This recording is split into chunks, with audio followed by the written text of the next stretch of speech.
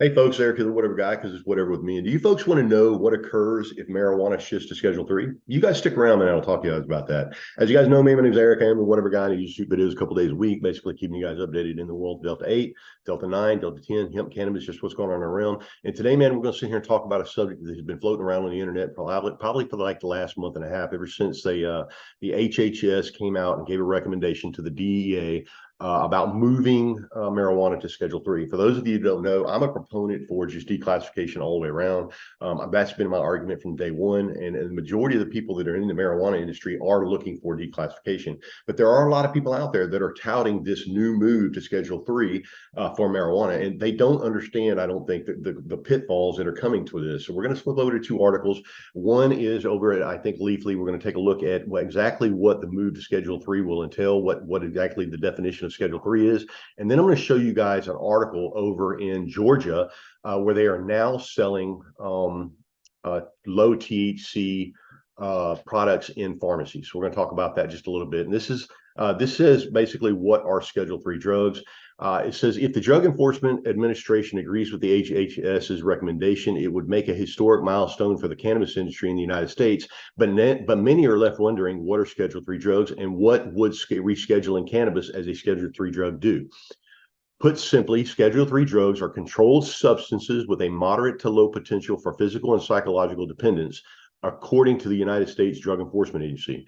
They are believed to have a lower potential of abuse than Schedule 1 and Schedule 2 drugs, but more than Schedule 4 drugs. Okay, so we're going to slide down here. We're going to take a look at some of the Schedule 1 drugs. Obviously, we're talking about, cannabis is currently in the Schedule 1, cocaine, things like that. But as we move down, you'll notice that when we get away from the Schedule 1 drugs, we start moving into other things like Adderall, cocaine, fentanyl, hydromorphone, methadone. Now, as we move into some of these Schedule 2 drugs, you'll notice that the majority of these drugs that are on Schedule 2 are all prescribed by drug companies. Every one of these drugs in here, whether it be the cocaine, the fentanyl, and all that, all those are actually being created right now in the United States by drug companies. Okay, so now as we move down to Schedule 3, you'll notice that all the anabolic steroids, benzos, ketamine, phenylmetrazine, testosterone, all those drugs that are on Schedule 3 are also drugs that are being controlled by drug companies, that are being made by drug companies and can't even be prescribed unless they are coming from a doctor. So here's the thing, guys. This is what you guys need to understand.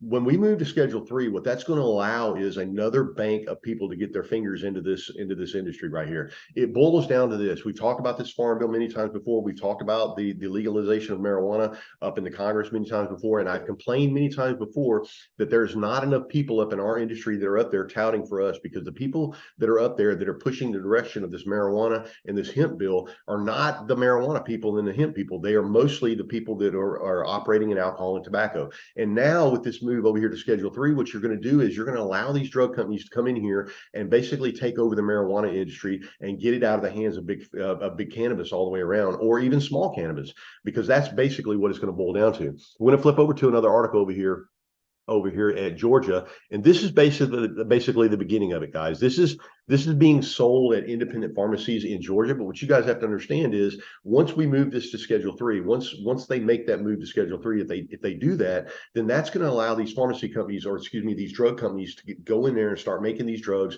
and allowing these doctors to push marijuana. And in the future, what you're going to find is that a lot of these states are not even going to allow marijuana to be sold in their state unless it's coming from a pharmacy. It says medical marijuana sales through independent pharmacies launched Wednesday in Georgia, the first U.S. state to approve that retail channel. However, under Georgia's 2019 MMJ law, operators and pharmacists are permitted to sell only low THC oil up to 5%. Flower is prohibited in the Georgia market.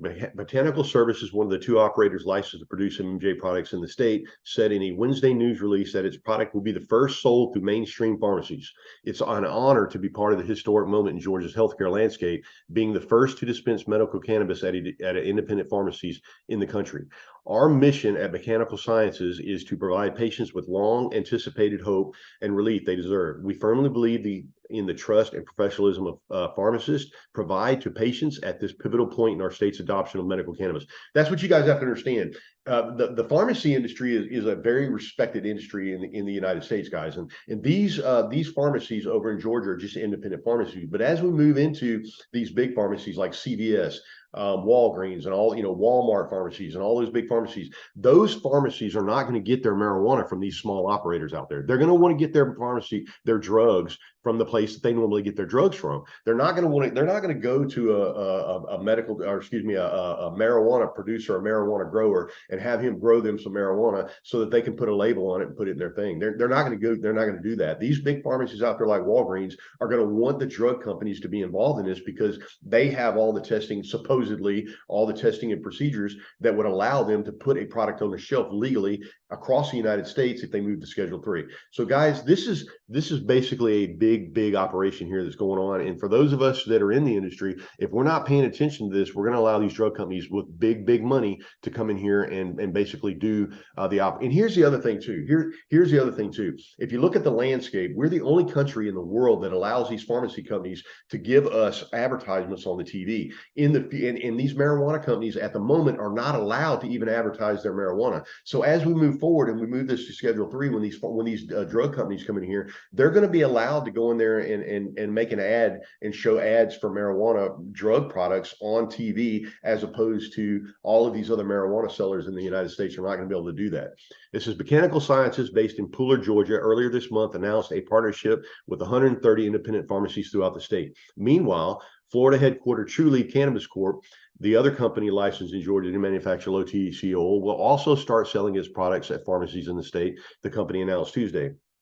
Trulieve is partnering with Riverside Pharmacy in Gainesville, one of the first independent pharmacies in the state to apply for a special license to dispense low THC medical cannabis products. And see, that's what you guys have to understand too, is like they're applying for a license. These independent pharmacies are applying for a license to sell these low THC products in their pharmacy. In the future, they won't even have to apply for a license, because what's going to happen is that the drug company itself will have the license to make the products, and then they will just, channel them into the pharmacies, without any, those pharmacies won't have to have any type of paperwork from the state in the end, because like I said, they're already getting their drugs from drug companies, and again, getting the marijuana from a drug company is not going to be that big of a deal.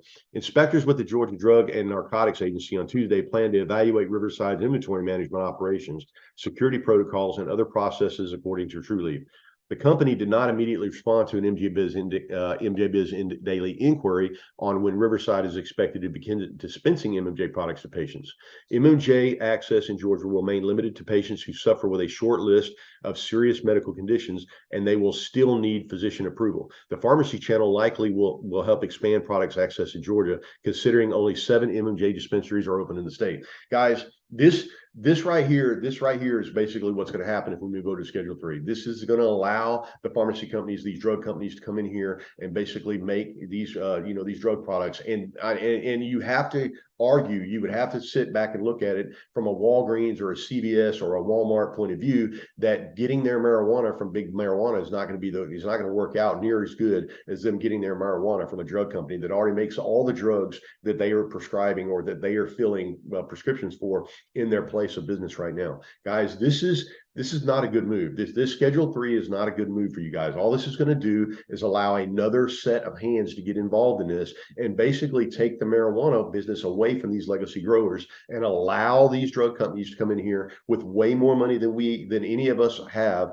to come in here and take over the business all the way around. All right, folks, this is Whatever signing off. Hope you're having a great week, and I hope you guys understand exactly what's going on. My goal is to get you guys good information that you can understand in this ever-changing world of hemp and cannabis. All right, folks, Whatever signing off, and I'll talk to you guys later, man. Love you. See ya.